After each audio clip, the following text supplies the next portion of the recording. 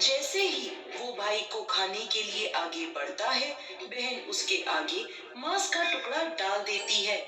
शेर मांस के टुकड़े को खाने में लग जाता है और दोनों भाई बहन आगे चलते हैं। आगे उन्हें सांप मिलता है।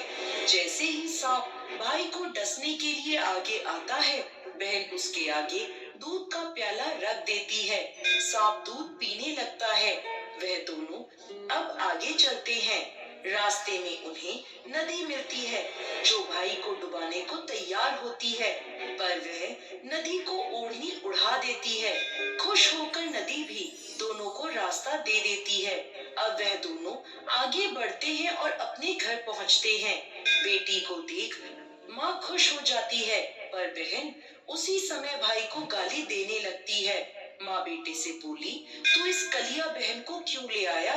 तब भाई बोला, माँ बहन तो बहुत अच्छी थी, पता नहीं घर आते ही इसे क्या हो गया।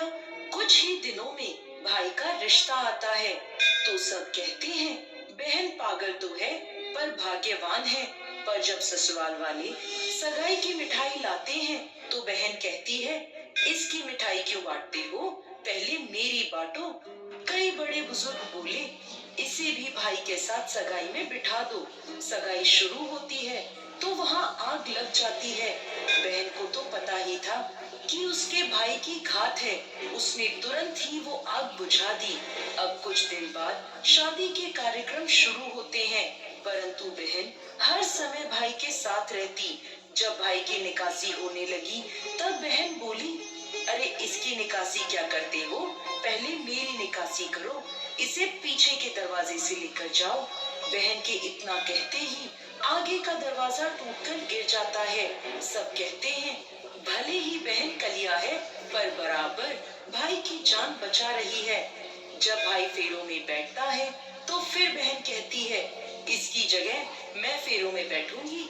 शादी के बाद जब दूल्हा दुल्हन की रात जागती है, तो बहन कहती है, इसकी नहीं, पहले मेरी रात जगाओ। कई लोग बोले, बीच में पर्दा लगाकर इसे भी साथ में सुला दो। रात में जब भाई भाभी सो जाते हैं, तब वहाँ एक सांप आता है। बहन तो तैयार ही बैठी थी। वह उसे पकड़कर टोकरी में रख देती है और सो जाती है। आज वह कई दिनों में निश्चिंत होकर सोई थी। उधर उसकी माँ सोचती है, बेटी के उठने से पहले ही मेहमानों को विदा कर देती हूँ, वरना फिर शोर मचाएगी। जब बेटी उठकर देखती है कि घर में तो कोई भी नहीं है, तो माँ से पूछती है, माँ सब मेहमान कहाँ चले गए? तो माँ कहती है, बेटी सब मेहमानों को मैंने विदा कर दिया। तो बेटी बोली, सभी को वापस बुलाओ, तभी मैं विदा होऊंगी। उसके कहने के अनुसार माँ सभी मेहमानों को वापस बुलाती है। तब वह माँ से बोली, माँ आज के दिन के लिए ही मैं पालने में पूत और चूल्हे पर दूध छोड़कर आई थी और पागल हो गई थी। मेरे इस भाई पर 7 घात थी, जो टालने के लिए मैं ऐसा कर रही थी। उसकी यह बात सुनकर माँ और भाई खुश हो जाते हैं और सबसे पहले अपनी बेटी को विदा करते हैं। उसके बाद ही सभी मेहमानों को विदा करते हैं। इस दिन के बाद से ही हर बहन अपने भाई की लंबी उम्र की कामना से भाई दूज का त्योहार मनाने लगी और साथ ही यह कथा सुनने लगी।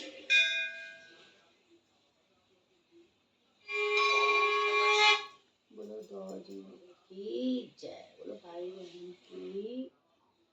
अच्छा बहन है भाई की, वैसे ही सभी बहनें भैया की रक्षा करें, भाई सब बहनों की रक्षा करें, खूब लंबी उम्र हो सभी भाइयों की।